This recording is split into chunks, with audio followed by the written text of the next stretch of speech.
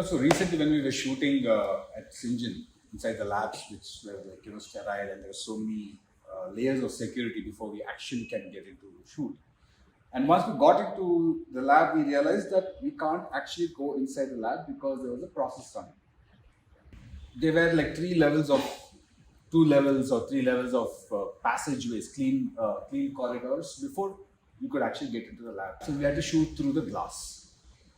It had its own technical challenges, but the biggest challenge we had was the scientists working inside couldn't actually hear us, only they could see us, and everything had to be communicated with hand signals and movements and making all the funny faces and instructing them to walk up and down.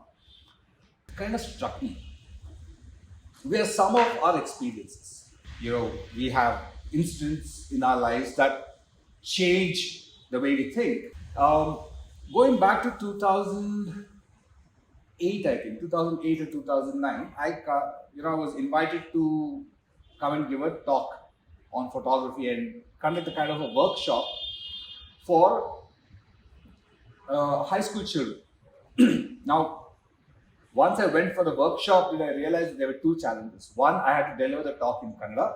Bigger challenge that we had when we actually landed there was that all these children were children with hearing impairment, and I had to teach these kids in half a day. After that half a day of interaction, with hand gestures and hand movements and whatnot, we actually realized that these kids were able to grasp things much faster without words. And fast forward what happened last week when we were shooting at Syngene, the same communication, maybe it was not about teaching, but about communicating with your subject visually using your hands, gestures, facial expressions, instructions. We were able to do that. And this experience at Syngene and Drishya, the workshop that we conducted 10 years back, kind of came together. As a photographer, as a storyteller, as a visual communicator, remember that communication need not be through only verbal communication, but through visual, through hands, through your body language.